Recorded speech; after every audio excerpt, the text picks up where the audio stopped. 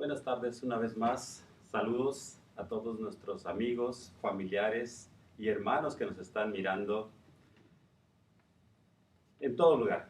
En México, en Estados Unidos, en donde usted esté mirándonos. Yo tengo un primo en Japón que me vio la última vez desde Japón. Saludos. Ah, Mi nombre es Eleazar Díaz. Soy uno de los pastores de Bendición. Los extrañamos mucho a todos ustedes. Estamos de regreso en la iglesia, en el edificio de la iglesia, porque la iglesia está en la casa. Pero estamos en el edificio de la iglesia y ahora estoy extrañando a los hermanos que se sientan de este lado. Voy a decirle hola, don Chuy, o de aquel lado, hola, Lino, hola a nuestro pastor allá en el equipo de sonido. Saludos a todos ustedes. En esta noche, son las 7 de la noche, tiempo de California. Mi intención era traer un estudio del Salmo 119. Según mi lógica, hoy es día 29, leí el Salmo 29, entonces 30 más es el Salmo 59, otros 30, Salmo 89, otros 30, Salmo 119, otros 30, Salmo 149, de tal forma que pudiera haber escogido de esos 5 salmos que leí hoy para traerle un estudio. El Salmo 119 tiene 176 versículos. No creo que hubiera podido alcanzar a avanzar mucho. Hubo un pastor que predicó 190 mensajes solamente de este salmo. Así es que, ya que el Salmo 119 y el Salmo 19 están tan relacionados uno con el otro, preferí traerles un estudio del Salmo 19.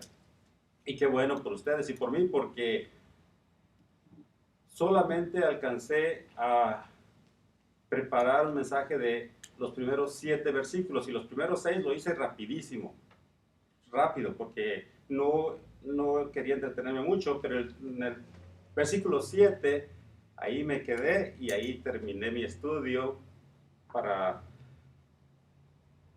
unos 40 minutos de estudio para que ustedes que están viéndonos desde casita no se nos vayan a cansar. Cuando usted está aquí y se está durmiendo, lo vemos y le podemos tirar la Biblia o algo, pero ahí en su casa y tan cómodo que puede estar, no vamos a poder hacer nada para que usted se duerma. Así es que, con la misericordia y la gracia de Dios, estudiaremos una porción del Salmo 19.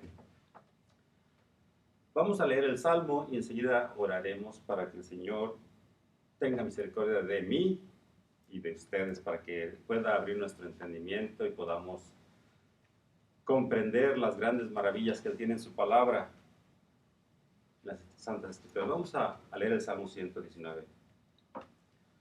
Los cielos cuentan la gloria de Dios y el firmamento anuncia la obra de sus manos. Un día emite palabra a otro día y una noche a otra noche declara sabiduría. No hay habla ni lenguaje donde su voz no sea oída. Por toda la tierra salió su hilo y hasta el extremo del mundo sus palabras. En ellos puso tabernáculo para el sol.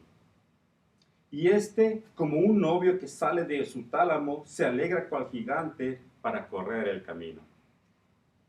De un extremo de los cielos es su salida y su giro hasta el término de ellos, y nada hay que se esconda de su calor. La ley de Jehová es perfecta, que convierte el alma. El testimonio de Jehová es fiel, que hace sabio al sencillo. Los mandamientos de Jehová son rectos, que alegran el corazón. El precepto de Jehová es puro, que alumbra los ojos. El temor de Jehová es limpio, que permanece para siempre. Los juicios de Jehová son verdad, todos justos. Deseables son más que el oro, y más que mucho oro afinado, y dulces más que la miel y que la que destila del panal. Tu siervo es además amonestado con ellos, en guardarlos hay grande galardón. ¿Quién podrá entender sus propios errores? Líbrame de los que me son ocultos.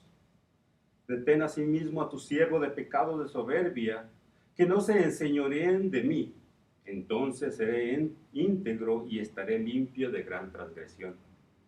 Sean gratos los dichos de mi boca y la meditación de mi corazón delante de ti, oh Jehová, roca mía y redentor mío. Vamos a orar. Bendito Dios, cuán bueno eres, cuán grande es tu misericordia que has mostrado para nosotros que hemos creído en Jesús como nuestro Señor y Salvador, y que por tal nos has hecho hijos de Dios. Gracias, Padre. Te pido que abras los ojos del entendimiento espiritual, los oídos del entendimiento espiritual de todos aquellos que me escuchan esta tarde, y que hables a sus almas, y que ellos puedan verte, Señor, puedan escuchar tu voz. En el nombre de Jesús te lo pedimos. Amén. El Salmo 19 es aclamado y con justicia como uno de los más magníficos de los salmos. C.S. Lewis dice: este es para mí el más grande poema del Salterio y uno de los trozos de lírica más extraordinarios del mundo. Cuando yo leí esto, me pregunté qué es lírica, entonces fui al diccionario y me dice que es un género literario constituido por las obras que se caracterizan por expresar sentimientos y emociones profundas. Así es que C.S. Lewis dice: yo considero este salmo como el más grande en todo el Salterio. El Salterio es el conjunto de todos los salmos que están en nuestra Biblia. El Salmo 19 es un tratado conciso y directo de la suficiencia de las Escrituras en toda la palabra de Dios. Ahora usted se puede preguntar: ¿y suficiente para qué? Buena pregunta. Suficiente para asuntos de vida espiritual. Es suficiente para vivir la vida en plenitud de la voluntad de Dios. Provee todos los recursos al pueblo de Dios necesarios para la vida y la piedad, dijo Pedro. El Salmo 19 destaca las dos grandes revelaciones de Dios. Primero, por su creación, y eso es lo que nosotros llamamos la revelación general. Y por su palabra, ahí es donde nosotros entendemos que es una revelación especial de Dios para todos aquellos que tienen su palabra y la comprenden. Porque usted puede darle esta Biblia a alguien que no ha confiado en Dios, en Jesús como su Señor y Salvador, y para el perdón de sus pecados se la da, y ellos no pueden entender qué tanto puede decirnos este libro. Ellos lo pudiera ser que está en chino para ellos, porque no lo entienden. Lo que lo están leyendo boca abajo, no entienden a qué se refiere todo esto de la Biblia. Entonces es necesario que Dios, por medio de su Espíritu, abra nuestros ojos espirituales y nuestros oídos espirituales, y entonces podamos nosotros oír la palabra de Dios cuando leemos la palabra, y mirar a Jesucristo cuando leemos su palabra.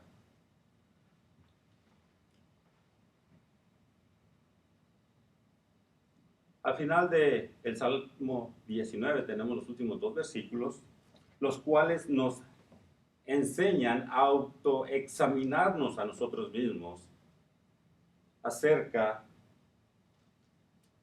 de nuestra relación con Dios.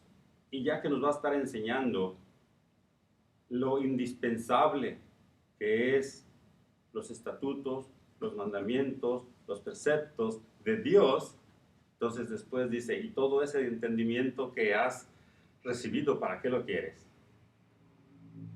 Dice la palabra de Dios: para mirar dentro de mi corazón y decirle al Señor que Él examine mi corazón y que vea si hay en él semilla, planta o árbol de maldad que deba ser desterrado. Nosotros estudiamos y leemos la Biblia no para sentirnos más cabezones, no para sentirnos mejor que nadie más.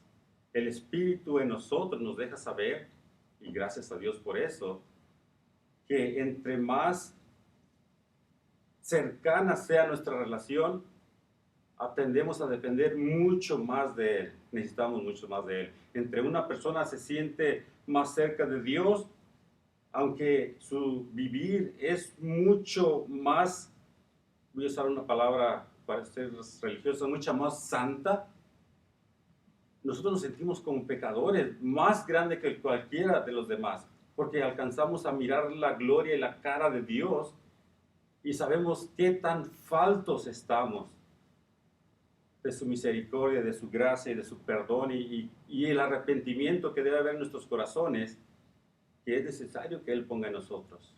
El arrepentimiento necesario para arrepentirnos, dicen Hechos que Él nos lo da. Asimismo como la fe es necesaria para creer, Él también nos las da, dice en Efesios.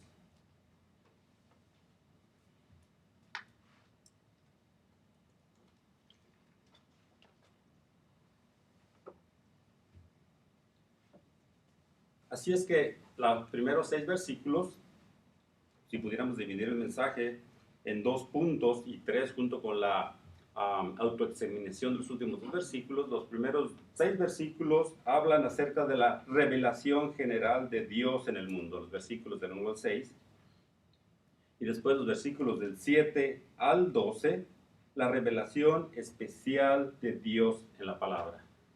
Y pudiéramos poner el último punto ahí, la autoexaminación necesaria para aplicar lo que el Señor nos está enseñando en su palabra a nuestras vidas. El Salmo comienza de esta manera. Al músico principal, Salmo de David. Esta era una canción, era un poema cantado. Como poema, ellos están usando palabras que vayan, nosotros usamos conjugar y rimar, ellos usan otras técnicas de hacer sus poesías, de tal forma que algunas veces en nuestra mente no entra el pensamiento del escritor, David, pero ellos estaban claramente expresando lo que quieren expresar en poesía. Nosotros en poesía usamos palabras que no usaríamos en nuestro diario hablar. Así es que David está escribiendo esto y es una poesía que después va a ser cantada por alguien.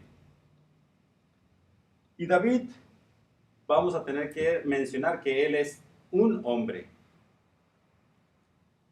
Se dice de Elías que él era un hombre con las mismas pasiones que nosotros, o sea que era un hombre de carne y hueso, con sentimientos, con dolores, con necesidades, con gozos. Y nosotros, como decimos que es un profeta, lo desligamos de todo esto y vemos a un santo, al cual hasta tendemos a que alguien le pueda ponerle una velita o empezar a orarle a él. De la misma forma, David era un hombre. Para el tiempo que él escribió todo esto y hizo las grandes hazañas que hizo, era rey, pero él empezó siendo llamado desde el campo, desde el desierto, cuidando las ovejas de su padre. David era una persona como usted y como yo. Fue un hombre que vivió su vida abarcando las profundidades de las emociones humanas, desde las comodidades de ser el rey que él pudo experimentar hasta la desprotección y necesidad extrema de un desamparado. Aquí está el rey David, el cual en un tiempo anduvo yendo del rey anterior o anduvo yendo de su hijo y tenía que irse a estar escondiendo en la ciudad, en los barrios más pobres, no teniendo lugar donde recostar su cabeza. Ese era David. Fue un hombre que entendió las vicisitudes de la vida a los extremos. Esa palabra suena como de 5 pesos. Dicen que hay palabras de 50 centavos, palabras de a peso o palabras de a 10 pesos. Esta es una grande. Y vicisitud es una alternativa de sucesos prósperos y adversos. Así es que David sabía ser el rey actuando correctamente, magnánimamente, y sabía ser el rey haciendo cosas malvadas. Era un hombre que estaba huyendo de los que lo perseguían, siendo noble aún con sus enemigos. David pudo estar en todo este espectro de la vida humana. David vivió en carne propia luchas, pruebas, problemas y tribulaciones, a un grado que muchos de nosotros no podríamos imaginar. Él sabía lo que era que su vida estuviera amenazada constantemente. Él sabía lo que significaba haber caído en las profundidades del pecado. Él sabía lo que significa que sus propios hijos se levantaran contra él. Él sabía lo que significa tener matrimonios destruidos. Él sabía lo que es tener circunstancias familiares y terribles. Y aún así, en la profundidad de la noche de su vida, alzó sus ojos a los cielos y pudo escribir este salmo. Pudiera yo decir, pudo ver la cara de Dios. Es necesario estar en una noche oscura sin luces a nuestro alrededor para poder ver la majestad y gloria que Dios nos ofrece.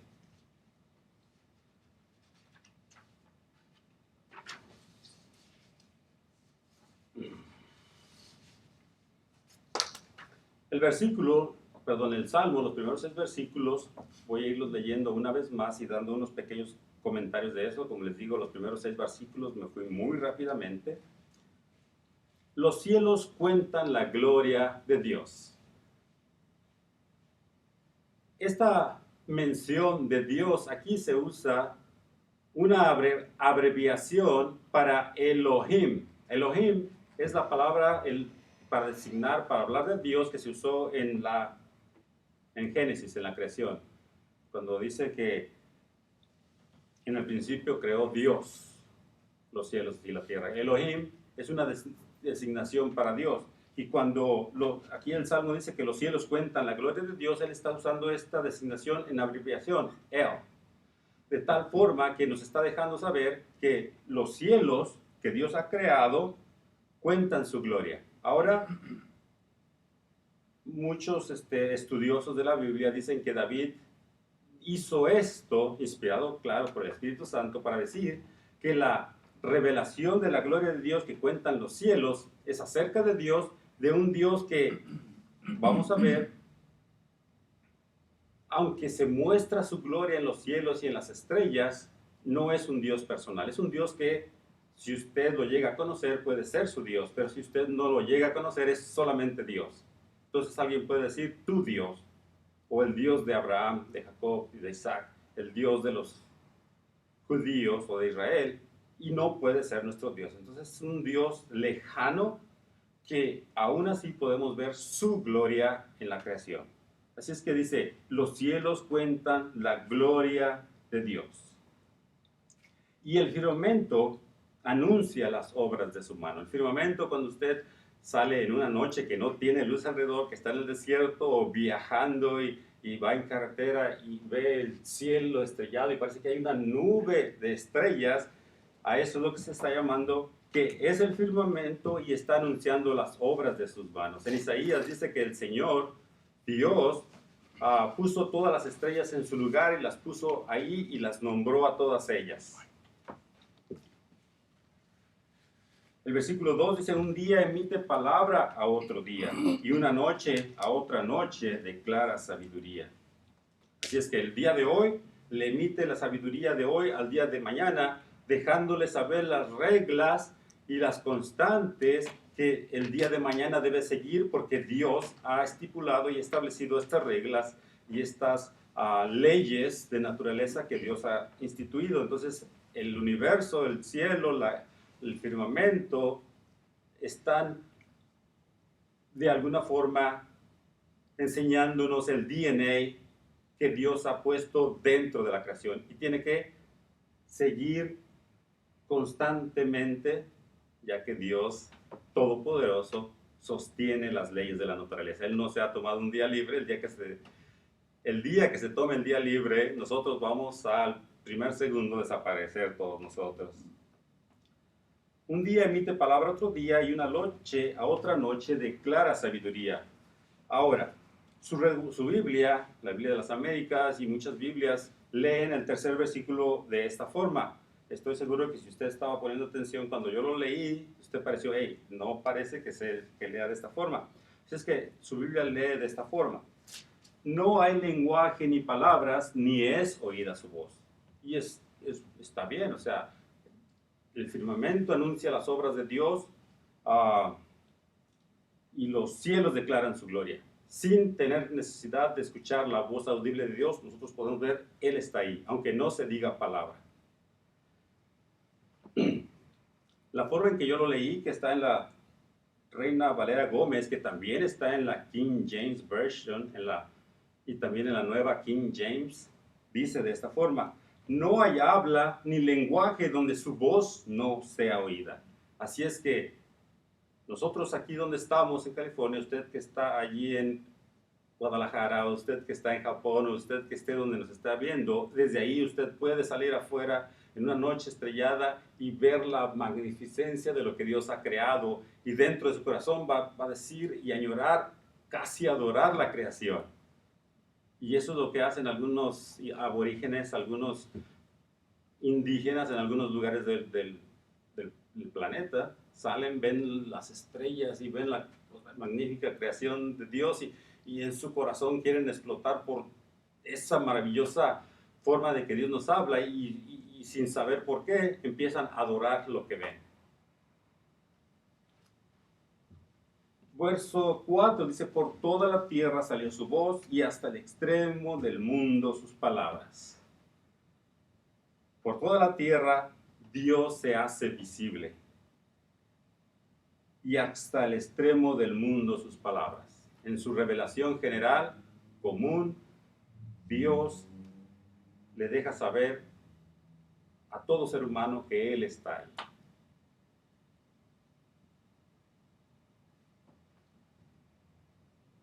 Voy a leer el versículo 4. Por toda la tierra salió su hilo,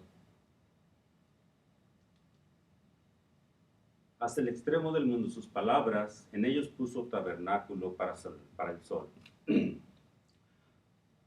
Y este, como esposo que sale de su tálamo, se alegra cual gigante para correr el camino. Dice en esta segunda parte del versículo 4 que en el transferir, en el viajar del oriente al poniente, Dios ha puesto un tabernáculo para el sol. Un tabernáculo es como una tienda de campaña. Dios ha puesto una tienda de campaña para el sol.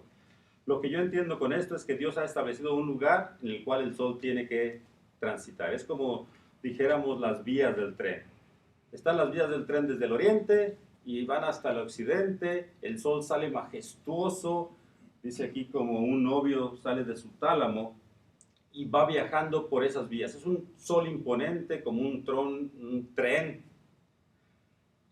poderoso, el cual va viajando, pero no se puede salir de las vías. Ya está establecido de dónde entra hasta dónde sale, y eso lo ha hecho Dios.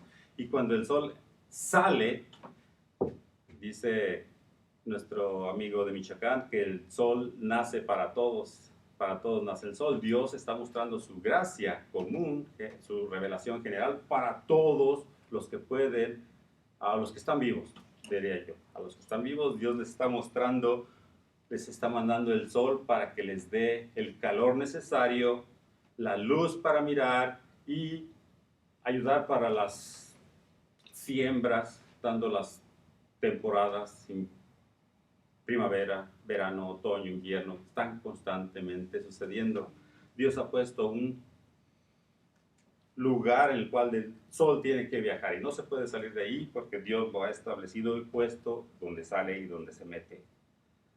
Dice que desde un extremo de los cielos es su salida y su curso hasta el término de ellos. Y nada hay que se esconda de su calor. Así es que en la revelación general, común de Dios para todos, manda su sol, y el sol calienta a todos, a aquellos que son piadosos, a aquellos que son malvados, a aquellos que están en necesidad, a aquellos que son ricos. Dios a todos les manda el sol para que los caliente y para que provea su luz, y para que provea esa energía necesaria para hacer germinar, producir la fotosíntesis en las plantas y crear fruto. Dios lo manda para todos. Esa es la revelación general de Dios en su palabra, que Él ha hecho su creación de una forma diseñada perfectamente para la vida y ha puesto en el corazón del hombre, en el interior del hombre, en el alma del hombre, la necesidad de adorar. Entonces, si nosotros no tenemos más que eso, habrá quien se ponga a adorar el sol, como en Egipto. Habrá quien adore los efectos del sol, los hermosos arcoíris, cuando llueve y sale el sol, crea arcoíris, y hay gente adorando eso. Las lluvias, toda la creación de Dios. Una vez que dice en Romanos capítulo 1, versículo del 18 al 23, y me estoy adelantando porque tenemos que leerlo más adelante, una vez que nosotros o ellos, esas personas, están suprimiendo el entendimiento de que Dios está ahí y quieren esconderlo para no responder a sus demandas que Dios pueda hacer sobre su creación, entonces dice que porque nosotros no le damos gracias ni reconocemos que Él está ahí, nos da la opción, ok, adora lo que tú quieras. Puedes adorar tus vacas de oro, puedes adorar el sol, la luna, la lluvia, los arcoíris, adora lo que tú quieras. Y al final todo eso lleva a un deterioro en el hombre. Así es que entendido de manera correcta, toda la naturaleza da testimonio de su creador divino. La Biblia no se propone demostrar la existencia de Dios a partir de la existencia del universo. O sea, no es porque el universo es tan perfectamente diseñado que yo puedo decir, tiene que haber un diseñador. Nosotros no partimos desde ahí, desde ese punto. Nosotros partimos desde, en el principio, Dios.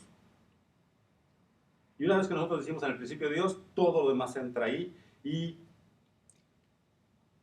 en la cosmovisión, la forma de que el mundo es visto cristiano, una vez que nosotros decimos en el principio Dios, todo lo demás encaja perfectamente y se puede explicar y se puede dar una respuesta razonable al porqué de la vida, de dónde venimos, a dónde vamos, cuál es el propósito de nuestra existencia. Empezando desde ahí. Si desde el principio nos quitamos de ahí, decimos en el principio nada explotó y todo vino a ser, y ahora tenemos que hacer que todo embone y nada embona porque hay un pequeño hoyito aquí y luego dice, mete este gran pedazo ahí porque nada puede caber correctamente cuando empiezas de la premisa equivocada. Pedro, en cierta ocasión, después de que Jesucristo dio un mensaje muy duro para muchos, todos se fueron. Casi todos sus discípulos de Jesús lo abandonaron, solamente quedaron los 12. Y Jesucristo le dijo a Pedro, hey Pedro, ¿ustedes también se quieren ir? Dice, Señor, ¿a quién iremos si solo en ti hay palabras de vida eterna? Y nosotros hemos creído y conocemos que tú eres el Hijo del Dios vivo. Entonces, ellos creyeron y ahora conocen, ahora entienden. Y es bien bonito para nosotros saber que nuestra fe en este Dios creador del universo nos da la libertad y el entendimiento y podemos ver cómo todo embona y encaja perfectamente en su creación. No tenemos que estar inventando billones, billones y billones de años para hacer que una material inorgánico de repente empiece a tener vida en él. No puede. El organismo más pequeño con vida, la célula, tiene que empezar, tiene varias partes las cuales están íntimamente conectadas, de que no puede la vida empezar sin ninguna de ellas. O sea, todo tiene que empezar al mismo tiempo, no puede irse desarrollando poco a poco, tiene que todo empezar a trabajar con una chispa, todo junto al mismo tiempo. Y es tan fácil para nosotros saber que es posible porque en el principio Dios.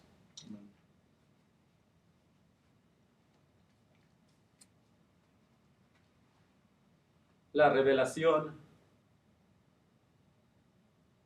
general sí señala el universo como una evidencia de la majestad y sabiduría de Dios. Los cielos cuentan la gloria de Dios.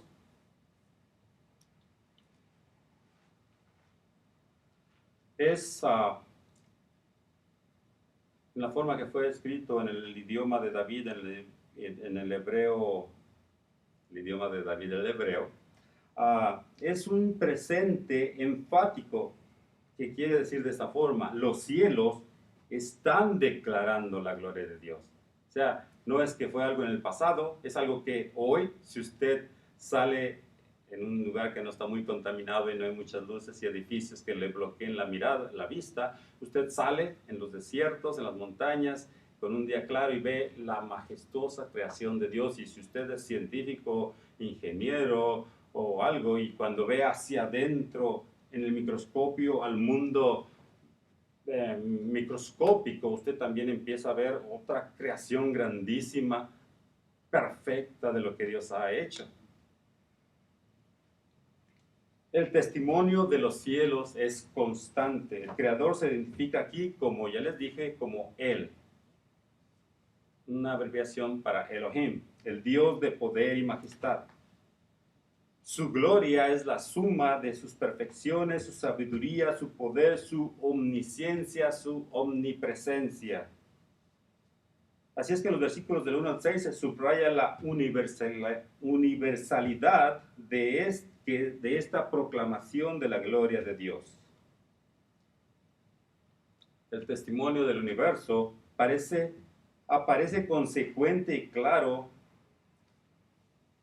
o sea que es bien claro que lo puedas ver por la grandeza y la gloria que se está viendo ahí arriba, pero la pecaminosidad de la humanidad, de la mente humana, lo resiste en forma persistente.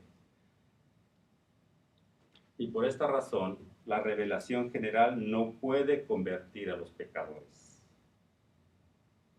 pero sí los hace enormemente responsables de su negarse a creer.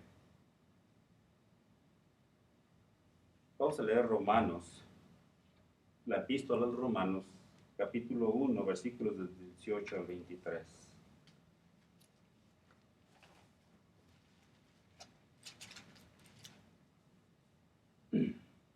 Dice Pablo: porque la ira de Dios se revela desde el cielo contra toda impiedad. Podría ser, o sea, empecé aquí sin dejarles saber todo lo que ha pasado anteriormente y simplemente brinco a decirles: la ira de Dios se revela. Dice, pero ahorita van a ver el versículo 19 y adelante, ¿por qué es que la ira de Dios se está revelando? Dice, versículo 18, porque la ira de Dios se revela desde el cielo contra toda impiedad e injusticia de los hombres que con injusticia detienen la verdad.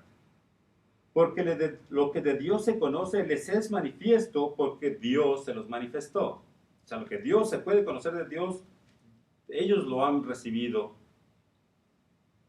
y se conoce porque Dios se los ha manifestado. Los cielos declaran la gloria de Dios y el firmamento nos da las obras de sus manos.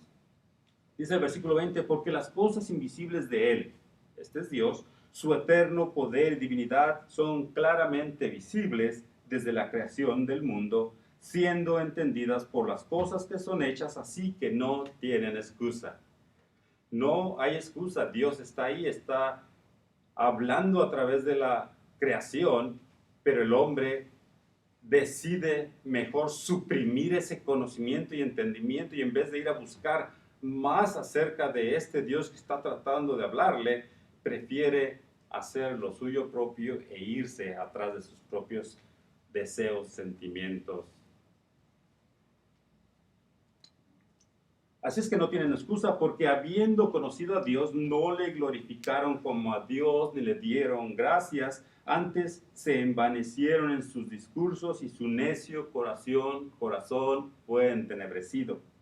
Profesando ser sabios, se hicieron necios y cambiaron la gloria del Dios incorruptible en semejanza de imagen de hombre corruptible y de aves y de cuadrúpedos y de reptiles. Cambiaron la gloria del Dios incorruptible en imágenes de hombres, de cuadrúpedos, de aves y de toda clase de imaginación que el hombre pueda tener acerca de quién es Dios.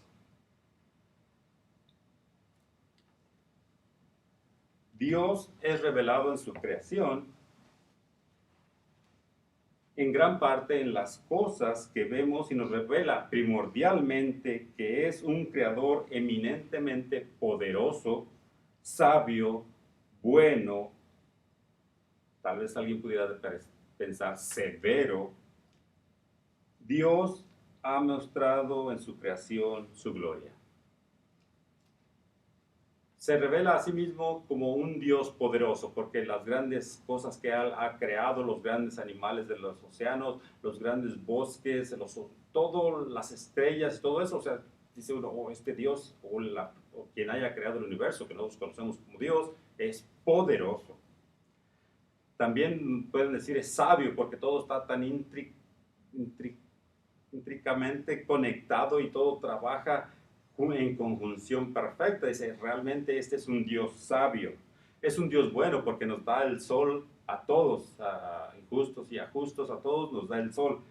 Pero ¿qué pasa cuando hay tormentas, cuando hay earthquakes, cuando hay grandes tornados? Alguien pudiera decir, este Dios también puede ser muy severo, puede ser bien malo. Y eso es lo que nos deja pensar a nosotros cuando solamente tenemos la revelación general de Dios. Necesitamos la palabra de Dios para entender cómo estos actos que parecieran de la naturaleza muy severos, y por eso alguien va a decir, no, no existe Dios, ¿cómo puede ser Dios esto? ¿Cómo puede Dios permitir aquello? Y cuando usted y yo tenemos una visión correcta de quién es Dios y cómo trabaja, aún las cosas más terribles que ocurren en nuestro mundo, Dios es bueno, santo, es perfecto y está obrando su buena, perfecta voluntad para aquellos que temen y aman a Dios. Para los que no conocen a Dios, no le temen, no le aman, esos actos terribles de la naturaleza solamente les da un poco más de fuego a sus corazones para seguir huyendo, rebelándose del Dios que creó las cosas.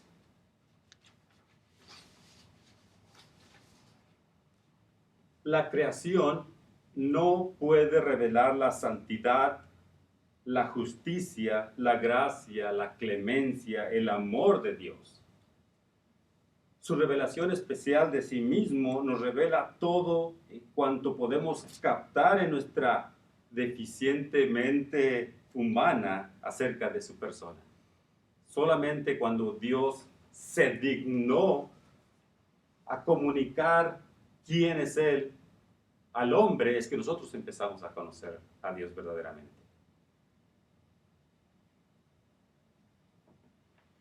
El Salmo 19, del 7 al 14, va a estar enfocado y está enfocado en esta revelación especial de Dios y la suficiencia de su palabra, que es la revelación particular de sí mismo, para vivir vidas que se someten gustosamente a la voluntad de Dios, ya que Dios nos ha dado su revelación especial a nosotros a través de su palabra y lo entendemos y sabemos de su justicia santa, de su amor y de su gracia, entonces nos sometemos gozosamente a lo que Él pide de nosotros, ahora que le conocemos como ese Dios que es santo, que es lleno de amor, gracia, misericordia, de bondad, de clemencia. La salvación viene en último término solo mediante la revelación especial, es decir, según la palabra de Dios es aplicada eficazmente por el Espíritu Santo a todos aquellos que tienen la palabra de Dios. Los versículos del 7 al 9 los vamos a leer y al final solamente vamos a poder hablar del versículo 7 y con eso pienso que va a ser muy productivo para nosotros.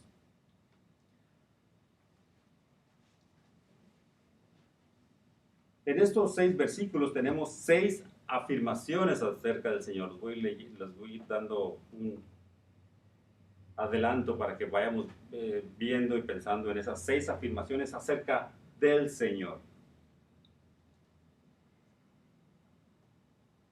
Y qué es lo que su palabra, su testimonio, sus mandamientos, sus preceptos, sus juicios, todo eso son sinónimos acerca de que pertenecen a Dios, qué es lo que hacen y en qué nos ayudan a nosotros. Vamos a leerlo y espero que haga sentido. Para mí me sirvió muchísimo. Dice, versículo 7, la ley del Señor es perfecta que convierte el alma. El testimonio del Señor es fiel que hace sabio al sencillo. Los mandamientos del Señor son rectos que alegran el corazón. El precepto del Señor es puro que alumbra los ojos. El temor del Señor es limpio que permanece para siempre. Los juicios del Señor son verdad, todos ellos justos. Así es que, una vez más, en estos 3 versículos, 6 veces se hace la mención acerca de, y yo puse el Señor, y unas versiones, la versión que yo agarré, la Nueva Biblia de los Hispanos, dice el Señor, el Señor, el Señor, todo en letras mayúsculas. Está hablando de la revelación del nombre de Jehová, Yahweh, que es el nombre con el cual Dios se dio a conocer a Moisés. Es, por así decirlo, el nombre propio de Dios. Su nombre de pacto con su pueblo. Su nombre íntimo por el cual puede ser conocido. El nombre en sí significa yo soy. Este nombre fue usado por nuestro Señor Jesucristo para referirse a sí mismo al menos en 6 ocasiones en el Nuevo Testamento. Algunas otras en el Antiguo Testamento también refiriéndose al yo soy, al nombre íntimo de Dios, refiriéndose a aquel que iba a venir, iba a vivir como un ser humano en este planeta. Entonces, algunas de las partes donde podemos encontrar donde Jesucristo dice yo soy es Juan 8:24, Juan 8:28, Juan 8:58. Son 3 de las más relevantes en las que pareciera que está totalmente fuera de contexto, porque él dice, si ustedes creyeran, supieran que yo soy, o sea, diciendo Jesucristo, diciendo, ese es el nombre de Dios, y cuando alguien decía ese nombre, yo soy, era porque estaba hablando exactamente sobre Dios y era suficiente para agarrar piedras y quererle tirar de piedras a aquel que se dice que Él es Dios, o sea, al menos que Él sea Dios y que diga que es Dios, pero si yo veo a alguien en la calle, en mi pueblo, en la ciudad, y viene y se presenta, yo soy Dios, y pues este hombre está fuera de sí, está fuera de su mente, y sigue insistiendo, y yo soy un religioso radical, y ahorita voy a darle su merecido a este charlatán, lo que sea. Cuando Jesús decía yo soy, es que Él estaba declarando que Él era el Dios creador del universo. No, él no se andaba por las ramas. O Él era quien dijo que Él era, o Él era un charlatán, era alguien fuera de su mente, alguien con algún loco o algo así. Pero los mismos judíos religiosos, sacerdotes, decían, pero ¿acaso una persona fuera de sí puede hacer las cosas que éste dice, hace y dice? Y Jesucristo mismo decía que no crean por lo que yo les digo, crean por las obras que mi Padre me está haciendo que yo haga. Entonces, no me crean a mí, crean por lo que les estoy demostrando. Él levantaba a los muertos, abría los ojos de los ciegos, caminaba sobre el mar, hacía grandes cosas para dejarnos saber que Él era realmente quien dijo que Él era. Entonces, muchas veces yo, no queriendo ofender su entendimiento, cuando está el nombre personal de Dios, Yahweh, Jehová, uso la otra forma correcta de decirlo, Señor, todo en letras mayúsculas. Pero hoy dije, déjame dejarles saber a todas las personas que me escuchan que cuando yo uso el nombre Señor es intercambiable con Jehová, que es el nombre propio de Dios, el nombre de la unidad de quien es Dios, Padre, Hijo y Espíritu Santo, un solo Dios en tres personas. Así es que vamos a ver aquí 6 cosas que pertenecen o preceden al Señor, a Jehová. La ley del Señor, el testimonio del Señor, los mandamientos del Señor, el precepto del Señor, el temor del Señor, los juicios del Señor. Vamos a empezar en el versículo 7, primero con la ley del Señor. Dice que la ley del Señor es perfecta, que convierte el alma. La ley tiene varios sinónimos que se están refiriendo a una cosa, la escritura, la palabra de Dios, lo que Dios ha revelado, ha hablado, pero que ha quedado grabado en nuestra Biblia. Porque seguramente que Dios habló muchísimas cosas con sus profetas, con Adán cuando caminaba con él en el jardín, o cuando Jesucristo hablaba con sus discípulos, habló muchísimas cosas que no han sido guardadas, porque si hubieran sido todas escritas, dice Juan, que no hubiera lugar para todos los libros que se pudieran haber escrito. Así es que los que nosotros tenemos escrito ahorita en nuestra Biblia, dice que son para nuestro beneficio. Entonces, esto que Dios se ha revelado así en cuanto a sí mismo, entonces ahora la primera es la ley.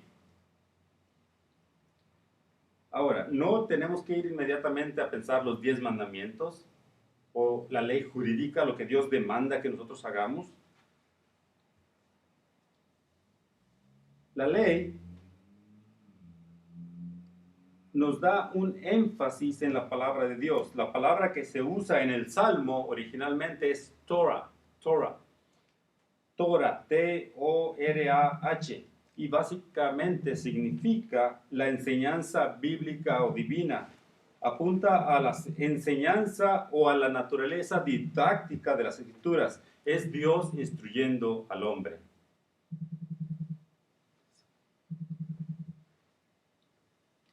Esta instrucción divina está en relación con el credo. Es aquello que nosotros creemos. Esta es en relación a lo que somos. Es la conducta, es en lo que hacemos. Y es una explicación completa de las instrucciones de Dios para la vida del hombre. Así que cuando aquí leemos la ley, Torah, no se está refiriendo a que Dios demanda, sino que Dios instruye en su gracia, en su amor, cómo es que Él desea, puede demandar, porque es el dueño de todo lo que ha creado, pero lo que Él quiere que sus hijos, cómo quiere que ellos vivan.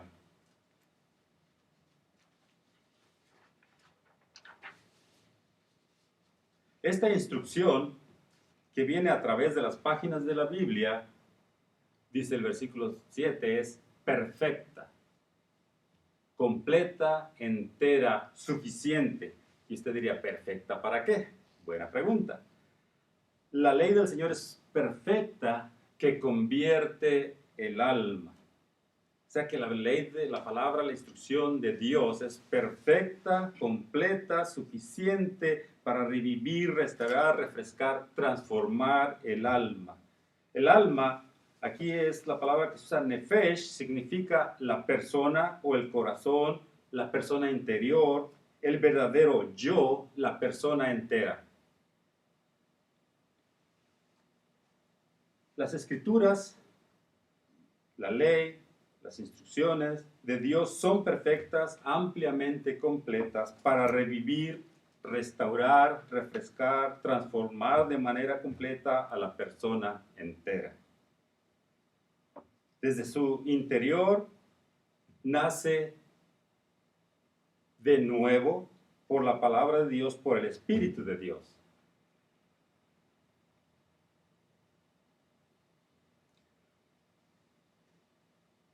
No quería entrar mucho en esto, ver bien rapidito solamente, el hombre está constituido de lo físico, lo que podemos tocar. este soy yo. Pero también dentro de mí hay un alma. Es la parte no física, la cual está dentro de mí, con la cual pienso, siento, tengo voluntad, actúo. Cuando usted se ha visto en el espejo y está atentamente en el espejo y está viendo ahí y de repente se asusta porque parece que ahí dentro de eso que usted está viendo físicamente hay algo más verdadero, más real acerca de nosotros mismos.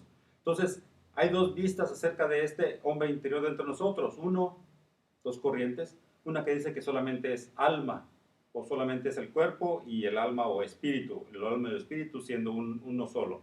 Hay otros teólogos también que dicen que es el cuerpo físico, el alma y el espíritu. No es tiempo y no va a perder su salvación si usted cree que es de 3 partes o si es de 2 partes solamente. Es solamente para dejarles saber que nosotros nos estamos refiriendo a lo físico y a lo que es espiritual dentro de nosotros que no podemos tocar, que es lo más verdadero acerca de usted y de mí. Y ese es el que renace de nuevo por la palabra de Dios, la cual es perfecta completamente, que puede transformar y hacer renacer al hombre. En 2 de Timoteo 3, del 15 al 17, dice Pablo, desde la niñez has sabido las sagradas escrituras, las cuales te pueden dar la sabiduría que lleva a la salvación mediante la fe en Jesucristo. Toda escritura es inspirada por Dios y es útil para enseñar, para reprender, para corregir, para instruir en justicia, a fin de que el hombre de Dios sea perfecto, es apto, equipado para toda buena obra. También Pedro dice en 1 de Pedro 1:23, ustedes siendo renacidos no de simiente corruptible, sino de incorruptible, por la palabra de Dios que vive y permanece para siempre. Es decir, que usted es renacido a la vida espiritual por la palabra de Dios que vive y permanece para siempre. Así es que la palabra de Dios es perfecta, apta para renovar, transformar su alma. La palabra de Dios tiene el poder para convertir, transformar, dar vida, perfeccionar el ser interior, que es el alma del hombre, para que pueda ser perfecto, apto, capacitado, dice Pablo a Timoteo, para toda buena obra. Y Romanos 1:16 también nos dice que el Evangelio, que son la proclamación de las buenas nuevas, la proclamación de la instrucción de Dios, eso es las buenas nuevas, es el poder de Dios para salvación a todo aquel que cree. Es necesario que las buenas nuevas, la revelación de que Dios ha proveído salvación a todos aquellos que creen su palabra y lo que la promesa que Él ha dado, de que es el poder de Dios para salvación a todo aquel que cree. Va a decir Pablo a los judíos primeramente y también a los gentiles, o sea, a todos. Es la palabra de Dios. John MacArthur dice, la palabra es el campo en donde Cristo, el tesoro de gran precio, está escondido. Eso me pareció muy, muy bonito, está totalmente relacionado con las parábolas de Jesucristo. Dice que la palabra es el campo en donde Cristo, el tesoro de gran precio, está escondido. Así que nosotros tenemos que ir a la palabra a sacar ese tesoro y venda todo lo que usted tiene para obtener ese tesoro.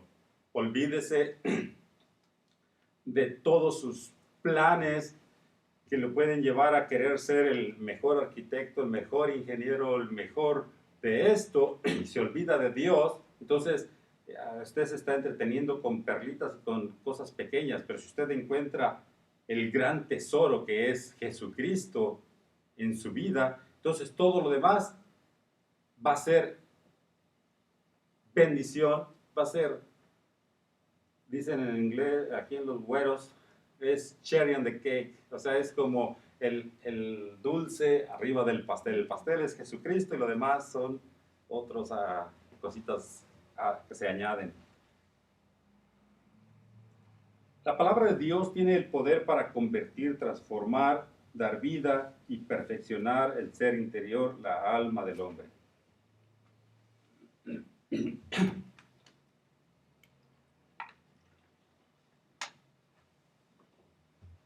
El Salmo 119 está empapado de referencias a la palabra de Dios y muchos de sus sinónimos y su valor para la salud espiritual del hombre.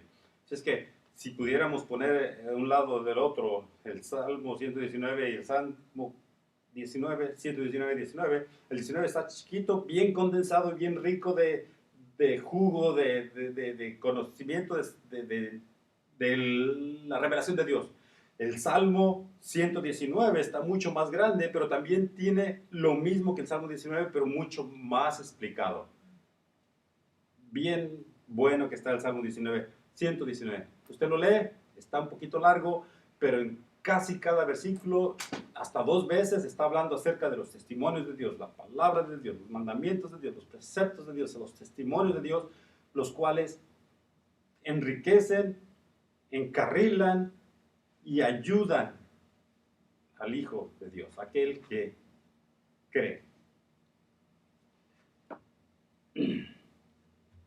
Voy a leerlos unos poquitos, más en cuanto referente a que la palabra de Dios es perfecta, que convierte el alma. Voy a leerles unos poquitos de estos.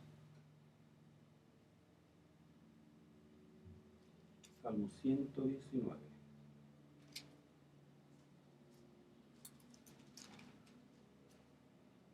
Vamos a empezar con el 49. 119, 49. Dice, aquí estamos. Acuérdate de la palabra, dice el escritor de Salmos, déjenme ver si es David. No dice quién sea el escritor, solamente dice Salmo 119, así es que es probable que no sea David, pero es un conjunto de... Alguien lo escribió, es un acróstico de 24 letras del alfabeto que se usaron, 8 versículos, en cada versículo empezaba con una misma letra. Por ejemplo, el alfabeto castellano con la A, la primera, son 8 líneas, así que 8 líneas, cada línea empezaba con la misma letra. Y después la B, 8 líneas y empezaban con la misma letra. Y luego la siguiente, la C, 8 líneas y cada línea, cada estrofa empezaba con la misma letra. Ahora vamos a leer el versículo 49, dice, acuérdate de la palabra dada a tu siervo, en la cual me has hecho esperar. Versículo 81, desfallece mi alma por tu salvación, mas espero en tu palabra. Desde entonces David ya tenía la revelación de Dios de que aquellos que confían en Dios, en sus instrucciones, dice que mi alma desfallece por tu salvación, mas espero en tu palabra. Estoy confiando, estoy seguro de que tus promesas son reales. La salvación es de Dios, dice en este mismo salmo, y Él la provee a través de su palabra. Así que también dice, en eso es lo que estoy esperando, esa es mi confianza en la palabra de Dios. El mismo salmo, versículo 146, dice, a ti clamé, sálvame, y guardaré tus testimonios. Testimonio es otra sinónimo para la palabra de Dios. Así es que, a ti clamé, sálvame, y guardaré tus testimonios. 155, lejos está de los impíos la salvación, porque no buscan tus estatutos. Ahí estás clarísimo. Dice, aquellos que se pierden, que están desvariados, es porque no están buscando tu palabra, no toman el tiempo para leer la revelación especial de Dios que puede hacernos sabios para la salvación a través de la fe en Jesucristo. 179. Ay, sí, no tiene 176. 174. He deseado tu salvación, oh Jehová, y tu ley es mi delicia. Esos son solamente unos poquitos versículos. Vamos a continuar con el siguiente. En el mismo versículo 7 dice,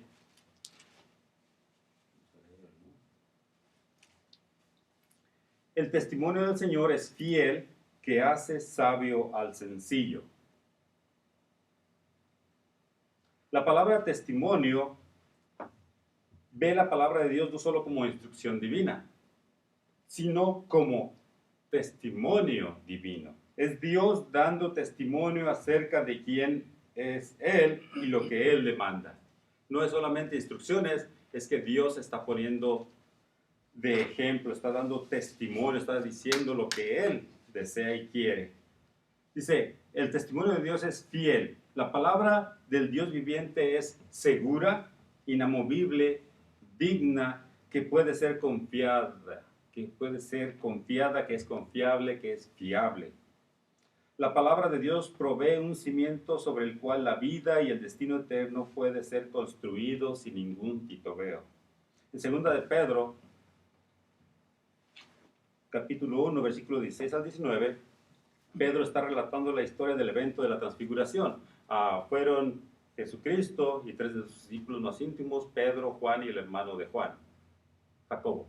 Ellos fueron al monte de la transfiguración y estando ahí en el monte, Jesucristo, dentro de él, no la energía, sino la gloria de ser Dios salió de él y en un instante junto con Jesucristo estaban los dos más grandes personajes del Antiguo Testamento, por los profetas Elías y por la ley Moisés. Así es que están Moisés y Elías junto con Jesucristo y Pedro todo asustado dice, es bueno que estemos aquí, vamos a hacer chozas, vamos a hacer unas cabañitas, una para Jesús, una para Elías y otra para Moisés. Entonces, él está en este momento relatando lo que él vio con sus ojos. Dice el versículo 16 al 19 de 2 de Pedro, capítulo 1, dice, porque cuando os dimos a conocer el poder y la venida de nuestro Señor Jesucristo, no seguimos fábulas ingeniosas inventadas, sino que fuimos testigos oculares de su majestad. Nosotros estábamos ahí y vimos su gloria emanando de dentro de él. Pues cuando él recibió honor y gloria de Dios el Padre, la majestuosa gloria le hizo esta declaración: este es mi Hijo amado, en quien me he complacido. Dios estaba dando testimonio, este es mi Hijo amado y en él tengo contentamiento. Y nosotros mismos, dice Pedro, escuchamos esta declaración hecha desde el cielo cuando estábamos con él en el Monte Santo. Estábamos ahí. Y si Juan estuviera a un lado de él, dice, ¿verdad Juan? ¿Verdad Jacobo? Y ellos dirían, ahí estábamos, nosotros lo vimos. Y versículo 19, y así tenemos la palabra profética más segura, a la cual hacéis bien en prestar atención, como una lámpara que brilla en lugar oscuro hasta que el día despunte y el lucero de la mañana aparezca en vuestros corazones. Lo que Pedro nos está diciendo que no hay palabra más segura que esta, las Escrituras. Cuando Pablo dice, y aquí tenemos la palabra profética más segura, toda la palabra que Dios nos ha dado, aparte de cuando Él habla directamente con el hombre, ha sido a través de profetas, ha sido a través de personas que han hablado de parte de Dios. Cuando alguien habla de parte de Dios en las Escrituras, es palabra profética, es palabra que Dios dio a través de alguien. Entonces, dice, esta palabra que ahora nosotros tenemos presentemente aquí nosotros es más segura. Las Escrituras son la palabra más segura porque son el testimonio mismo de Dios y podemos depender totalmente de ellas. ¿Para qué? Una vez más. ¿Por qué o para qué estamos nosotros dependiendo totalmente del testimonio que Dios mismo ha dado de sí mismo? Dice que hace sabio al sencillo. Dice, el testimonio del Señor es fiel, que hace sabio al sencillo. Así es que para eso es que las Escrituras, el testimonio del Señor es fiel para hacer entrar en sabiduría al sencillo. Vamos a ver quién es esta persona sencilla. Una persona sencilla es una persona simple, es una persona que no discierne, es inexperto, ignorante, ingenuo. No es una persona mala, es una persona que simplemente tiene su mente abierta y recibe todo de todos lados. Así es que, como un bebé, como un niño pequeñito, si usted lo instruye en su camino, le da buenos ejemplos, le da buenas instrucciones, crece para ser un buen ciudadano. Pero si un pequeñito, lo mismo que este, sencillo, ingenuo, que no conoce, se le enseña o se le deja que él solo aprenda regularmente, va a aprender a hacer cosas malas, a robar, a tomar lo que no le pertenece, a mentir y todo eso. O si está recibiendo el ejemplo de sus amigos o de gente él va a recibir eso. Entonces es una persona sencilla, la persona simple, la que recibe todo. Entonces dice que la palabra, el testimonio de Dios puede hacer sabia a esta persona. No es una persona tonta, es una persona abierta en su mente que recibe todo. Todo lo recibe. Así es que, por la palabra de Dios, las escrituras toman a los ingenuos, a los que no disciernen, a los ignorantes, a los inexpertos, y les trae a esta persona, a este individuo, a sabiduría. La palabra sabio significa estar capacitado en los asuntos de la vida práctica, estar capacitado mediante el conocimiento y aplicación de la palabra de Dios. Dios es siempre la fuente de la sabiduría, dijo Santiago, que toda la sabiduría viene del... No lo voy a decir de esa forma porque estoy juntando dos versículos de uno solo, pero la sabiduría de Dios es perfecta, es santa. Es a través de la palabra de Dios que podemos alcanzar la sabiduría necesaria para aplicar la voluntad de Dios a nuestra vida diaria. Vamos a leer algunos versículos del Salmo 119 y con esto casi terminamos, no se me desespere. Vamos a ir nuevamente al Salmo, o déjeme leérselos y apúntelos. Salmo 119, versículo 27, leemos, dice, hazme entender el camino de tus mandamientos y hablaré de tus maravillas. Dice, hazme entender el camino de lo que tú deseas y entonces podré hablar de tus maravillas. Versículo 34 dice, dame entendimiento y guárdame. Dame entendimiento y guardaré tu ley y la observaré de todo corazón. El sencillo está diciendo, Señor, dame tu entendimiento para que yo pueda guardar tu ley y la observaré de todo corazón. Versículo 25. Mi alma está pegada al polvo, vivifícame según tu palabra. Versículo 66. Enséñame buen sentido. El salmista está diciéndole a Dios, enséñame buen sentido y sabiduría, porque tus mandamientos he creído. Versículo 98 al 100. Me has hecho más sabio que mis enemigos con tus mandamientos, porque siempre están conmigo. Yo tengo más sabiduría que mis maestros, porque tus mandamientos me han capacitado, dice el salmista. Más que todos mis enseñadores he entendido, porque tus testimonios son mi meditación. Más que los viejos he entendido, porque he guardado tus mandamientos. Más que los ancianos de cabello blanco, hay sabiduría dentro de mí, dice el salmista, porque tus mandamientos he estado guardando. Guardando no es que las meta en algún lado y los guardes, es que usted los está practicando constantemente. Versículo 104, de tus mandamientos he adquirido inteligencia, por tanto he aborrecido todo camino de mentira. 169, y no es que los esté viendo aquí mis hermanos, pero ya los veo medio desesperaditos, ya vamos a terminar. Dice, llegue mi clamor delante de ti, oh Jehová, y dame entendimiento conforme a tu palabra. El salmista sabía que la fuente de la sabiduría está en la palabra de Dios.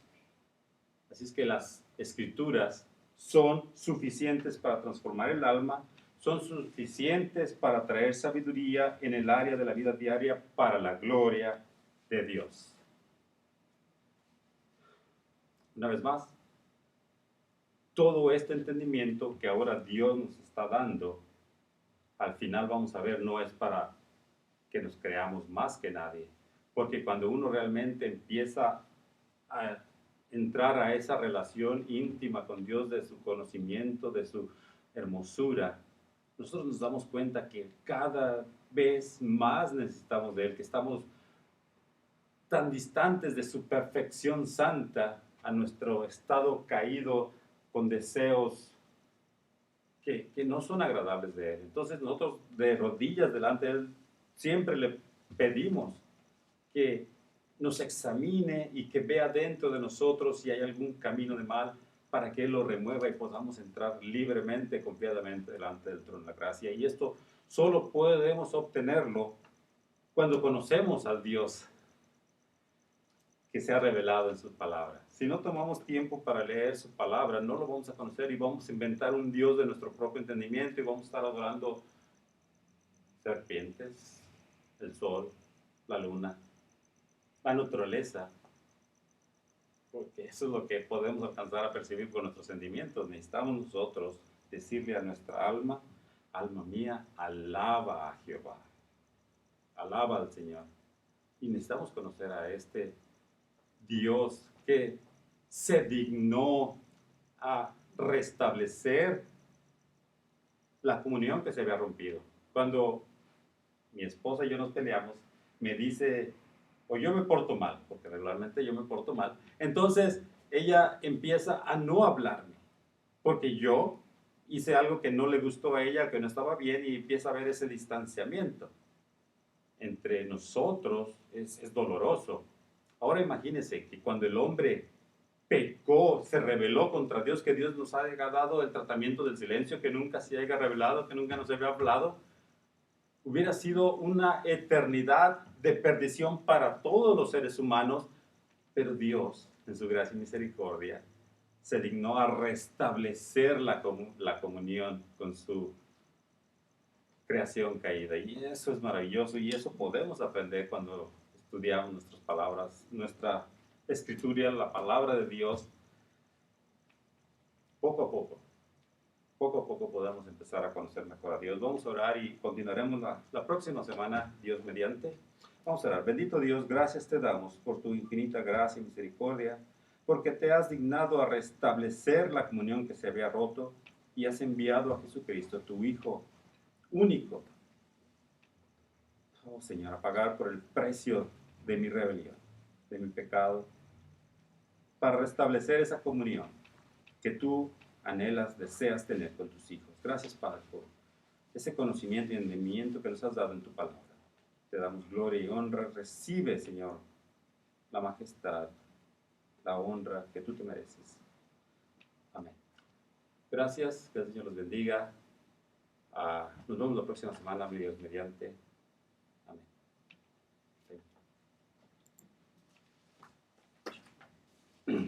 Gloria a Dios. Bueno, que estás ahí, Rosy. De pronto nos tardamos, brother.